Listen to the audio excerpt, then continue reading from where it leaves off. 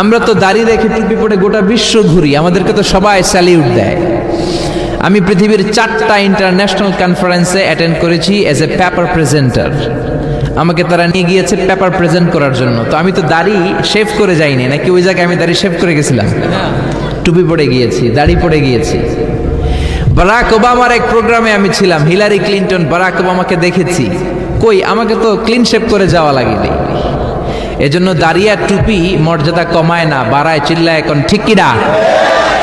এজন্য সাইয়েদনা ওমরে ফারুক বলতেন, নাহনু কওমুন আ'আজ্জানাল্লাহু বিল ইসলাম, আমরা এমন একটা কওম, এমন একটা দল, আমাদের এই দলটাকে ইসলামের মাধ্যমে মর্যাদা দিয়েছে কে? ফাইন ইবতাগাইনাল ইজ্জাতা বিগাইরিহি আযাল্লানাল্লাহ, ইসলাম ছাড়া অন্য কোন জায়গায় যদি আমরা আমাদের মর্যাদা খুঁজি, আমাদেরকে লাঞ্ছিত করবেন কে? আপনি ইসলাম মানেন, সব জায়গায় মর্যাদা। আমরা গোটা বিশ্বের অনেক জায়গায় যাই, কই দাড়ি টুপি থাকার কারণে আমাদের তো কোনো সমস্যা হয় না। তবে মাঝে মাঝে সমস্যা হয়, ওই সমস্যাটাকে আমরা সম্ভাবনায় রূপান্তর করি। সিঙ্গাপুরে এয়ারপোর্টে আমাকে আটকালো, দাড়ি আছে। ইমিগ্রেশন পুলিশ বলে, have a seat to the restroom, রেস্টরুমে বসেন।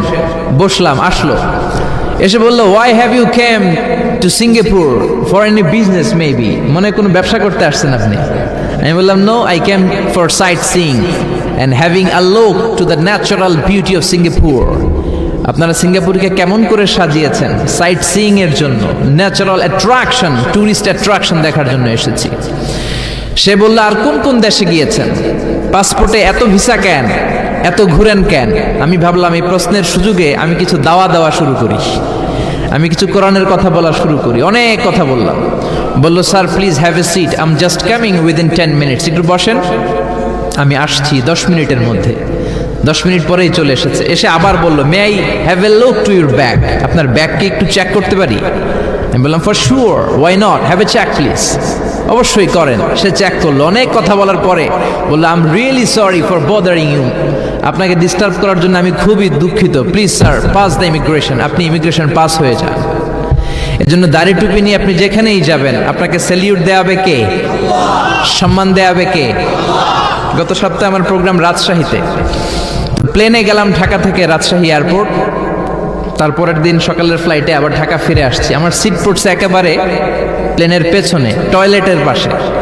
তো কেবিন ক্রু এসে বলে, স্যার প্লিজ আপনি সামনে চলে আসেন, আপনার পিছনে বসার দরকার নেই। তো গোটা বিশ্বব্যাপী দাড়ি রাখার কারণে, টুপি থাকার কারণে আমাদেরকে তো কেউ অমর্যাদা করে নাই, আমাদেরকে স্যালিউট দেয়। চিল্লায় বলেন, ঠিক কিনা? এজন্য ইসলাম যারা মানে না, আল্লাহকে যারা বিশ্বাস করে না, তাদের চেয়ে বড় কপাল পোড়া লোক পৃথিবীতে হতে পারে? এই পৃথিবীতে সবচেয়ে কপাল পোড়া যারা নাস্তিক, যারা বলে আনসিন ইজ নাথিং, যেটা দেখি না ওইটা মানি না। আমরা আল্লাহরে মানি, আল্লাহরে বিশ্বাস করি, তাই আমরা সবাই আস্তিক। যারা আল্লাহরে মানে না তারা কি? জোরে বলেন, এরা কপাল পোড়া। আমাদের মনে ব্যথা লাগলে আমরা মসজিদে যেয়ে কাঁদি, হিন্দুদের ব্যথা লাগলে এরা মন্দিরে যেয়ে কাঁদে, বৌদ্ধদের ব্যথা লাগলে এরা প্যাগোডাতে যেয়ে কাঁদে। শিখ মনমোহন সিং এর মতো যারা শিখ পাগড়ি পেড়ে ঘুরে বেড়ায়, তাদের ব্যথা লাগলে তারা গুরুদুয়ারাতে যায়। ইহুদিরা মনে কষ্ট পেলে সিনাগগে যায়, খ্রিস্টানরা কষ্ট পেলে চার্চ বা গির্জায় যায়। কিন্তু নাস্তিকরা কষ্ট পেলে যাওয়ার কোনো জায়গা আছে? ব্যথা পেলে বলার কোনো জায়গা আছে? কারণ কাউরে তো মানে না। এই জন্য নাস্তিকের চেয়ে হিন্দু ভালো, কারণ হিন্দুর সামনে একটা মূর্তি আছে, এই মূর্তির কাছে বলার, চাওয়ার, কান্না করার একটা জায়গা আছে না নাই? বৌদ্ধদের কান্না করার জায়গা আছে না নাই? খ্রিস্টানদের কান্নাকাটির একটা জায়গা আছে না নাই? তো নাস্তিকদের আছে? জোরে বলেন, আছে? এই জন্য আল্লাহ বলে, গোলাম নাস্তিকরা বড় কপাল পোড়া। কেমন করে মানুষগুলো নাস্তিক হয়? আমার সৃষ্টির দিকে নজর করে যদি তাকায়, আমি আল্লাহর সৃষ্টির মধ্যে খুঁজে পাওয়া যাবে, ঠিক কি না? আওয়ালাম ইয়ারা ইলা আত-তায়রি ফাওকাহুম সাফাতিন ওয়া ইয়াকবিদ মা ইউমসিকুহুন্না ইল্লার রাহমান ইন্নাহু বিকুল্লি শাইইন বাসীর। আল্লাহু আকবার। আল্লাহ বললেন, কেমন করে ওরা নাস্তিক হয়? ওরা কি পাখির দিকে তাকায় না?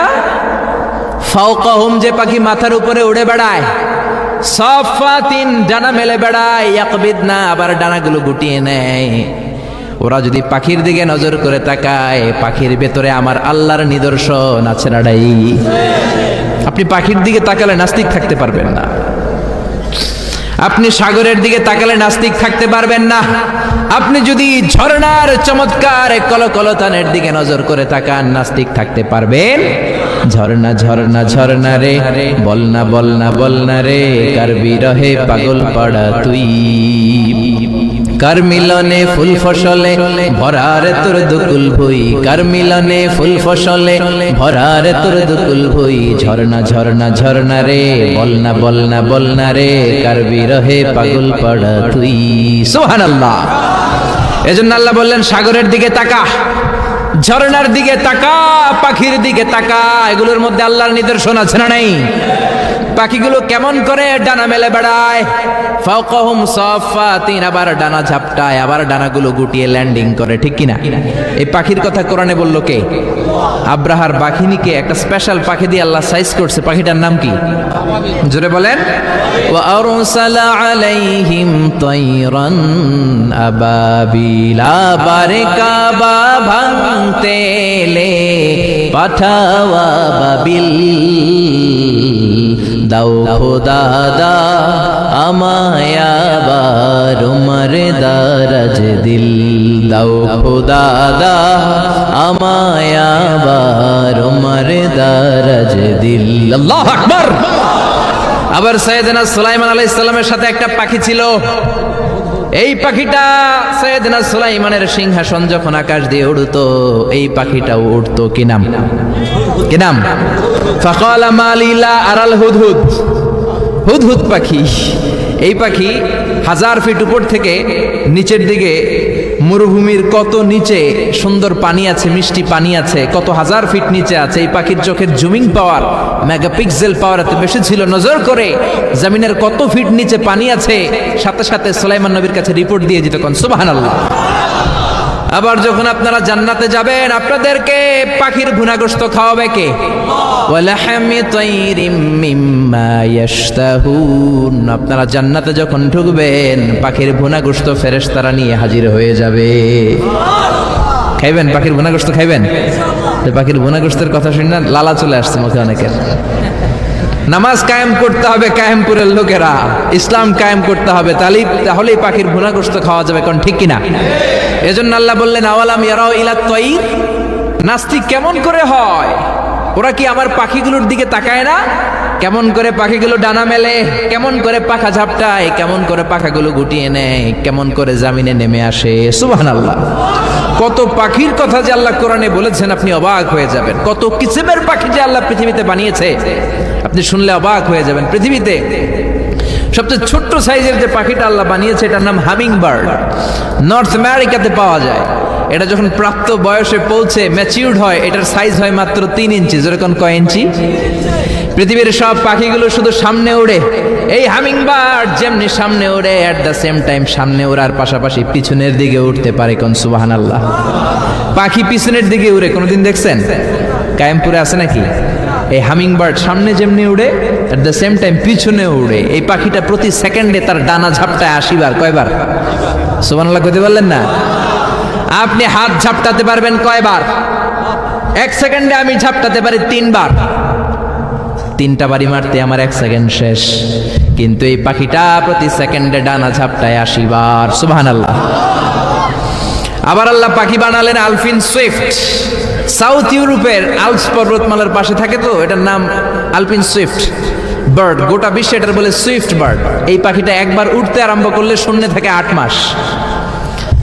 8 মাস পরে জামিনে একবার নামে, আবার যখন শূন্যে উড়াল দেয় আবার উঠতে থাকে 8 মাস, নিচে নামে না। কোন সুবহানাল্লাহ।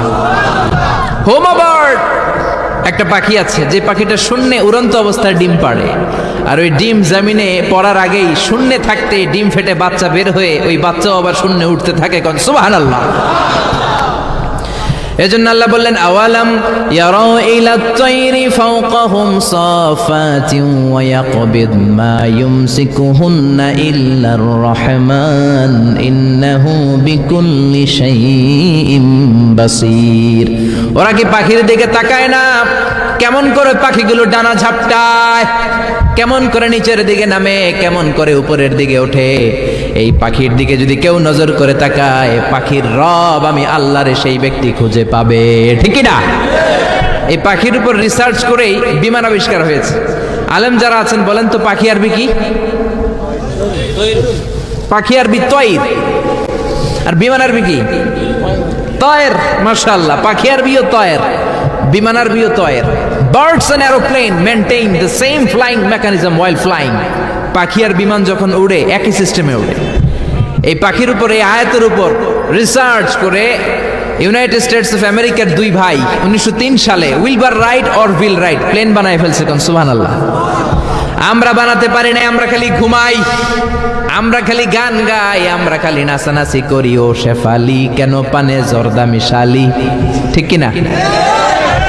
আমরা দুম্মা চলে দুম গাই, হিন্দি গান গাই, মদ আর নারী নিয়ে ব্যস্ত আমরা, ঠিক কিনা?